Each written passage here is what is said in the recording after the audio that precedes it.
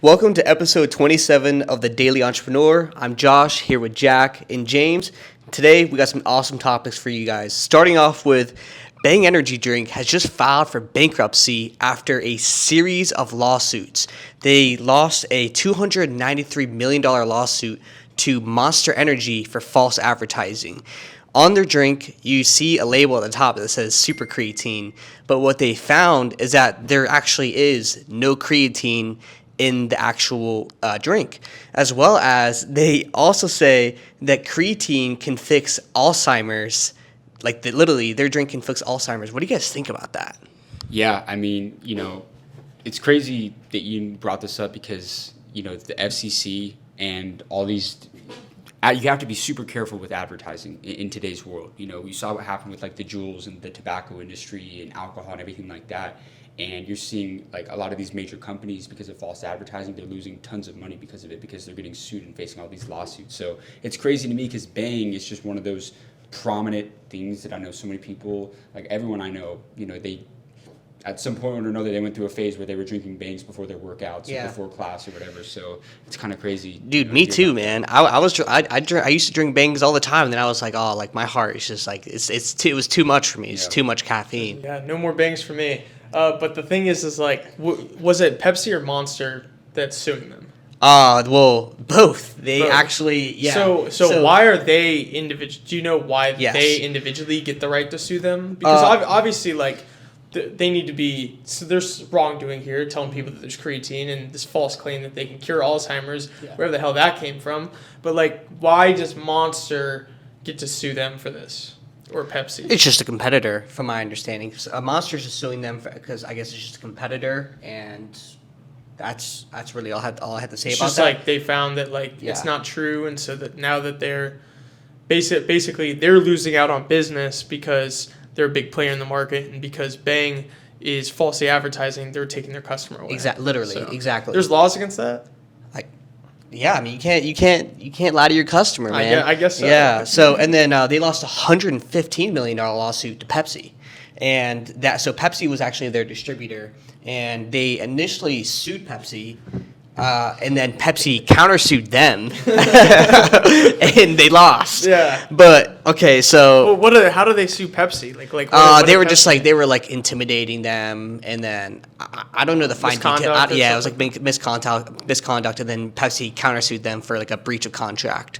So, but the crazy part about that, I don't think the Pepsi part's crazy. It's Alzheimer's. Well, yeah. So before we even get into that, I don't even think Monster Energy even has to sell drinks this year. And you know why? It's because they lost a $293 million lawsuit recently. And then in June, they lost a $175 million lawsuit to them for trademark violations. And I don't know all the fine details of that. But $500 million this year to Monster, man. Yeah. Well, I mean, is Bang even worth...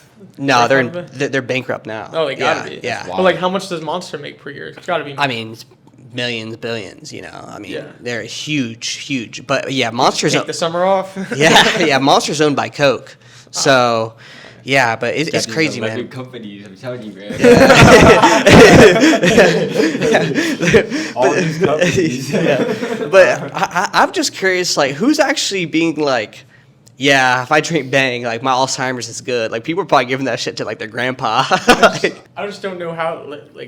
Where's the correlation? I just don't understand. There's probably some sort of that's the thing about all these pre-workout drinks is that there's all these additives in there that you don't know about. Nobody knows what the hell they mean. Some random study. BBACs or some shit. Yeah, some random study was probably done on people that had that, and it probably wasn't super accurate. But it's again, that's the thing about these companies is they'll take the littlest kind of thing and they'll run with it and say that hey it cures all these problems, it does all these things, and that's why there's so much, especially in the food and the beverage and just medical industry. There's so many lawsuits and people that face that for false advertising on things like this. I mean, I feel lied to personally. I thought there was creatine in the Bangs. Yeah, well, I used to drink Bang a couple times for pre-workout just because I thought it was suitable. Little did I know, I was just going to give an injection of caffeine. So, but I think we should move on. Absolutely. So our next topic, notable A-list Hollywood actors Matt Damon and Ben Affleck are teaming up to create their own film studio.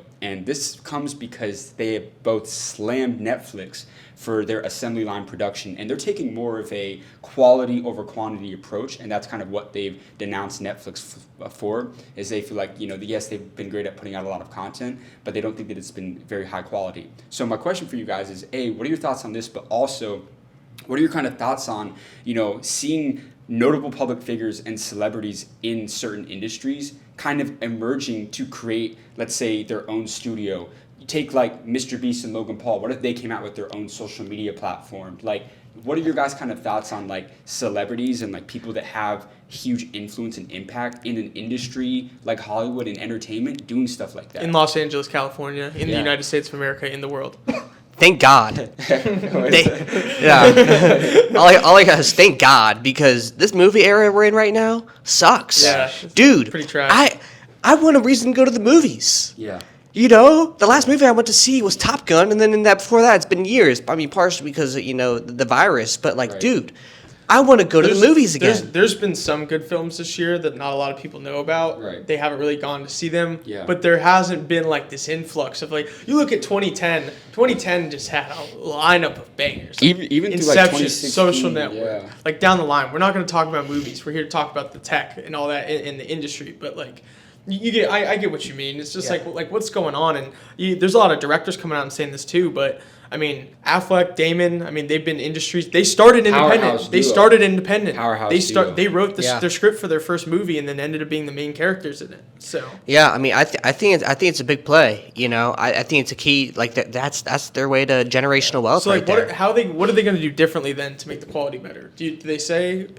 Yeah, I think really. Again, honing in on, first of all, they're actually in the process of making the first movie right now. It's some movie on the brand Jordan.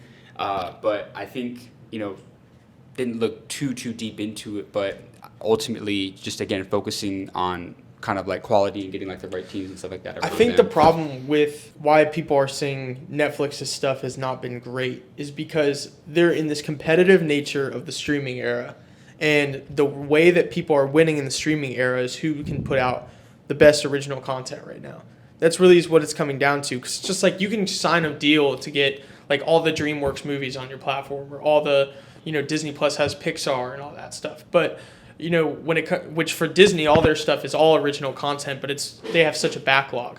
When you look at these platforms like Netflix, they have to make original content. They don't have the IP. They have to make original content from scratch. They're trying to compete with the IP of Disney. They're trying to compete with the IP of like all these notable productions that have been around for 100 years. So I could see why like they would say Netflix sucks, because they're just trying to put out as much things as possible to compete.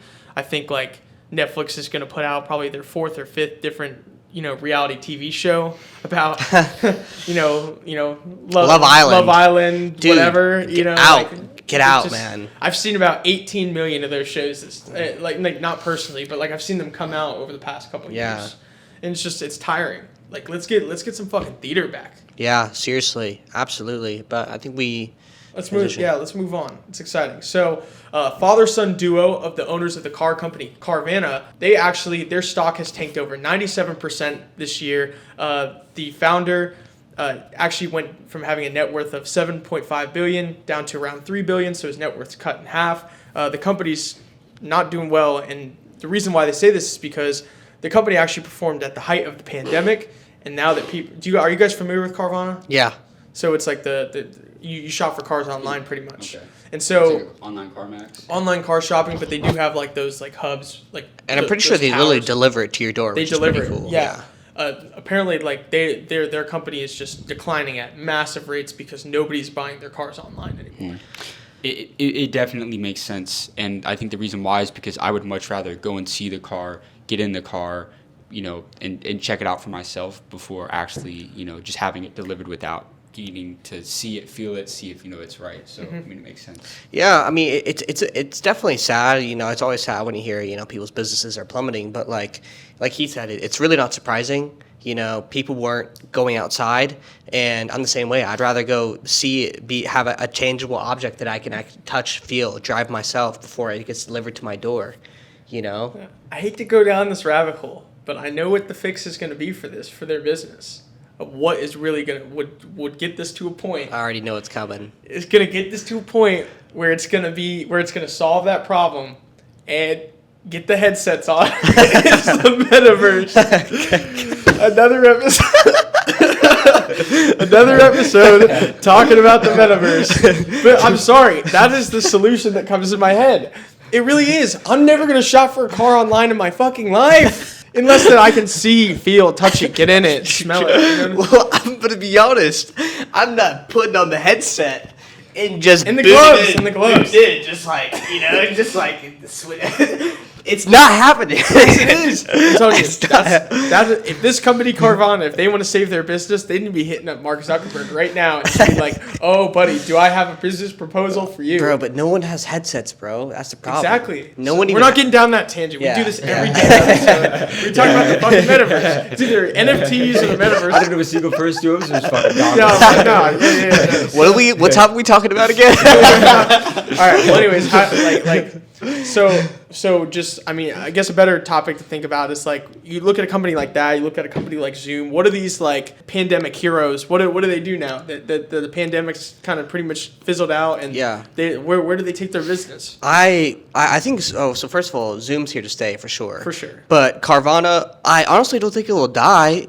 It's just going to go down to probably pre-COVID levels. They're going to have to cut back the teams and they're just going to have a better operation, maybe create some sort of new innovation to make it a better service or product. Right. But try and push more marketing for people to shop for cars online. Exactly. You know what's crazy to me though is like over the pandemic, like who was just sitting around their house and was just like, you know what I need right now?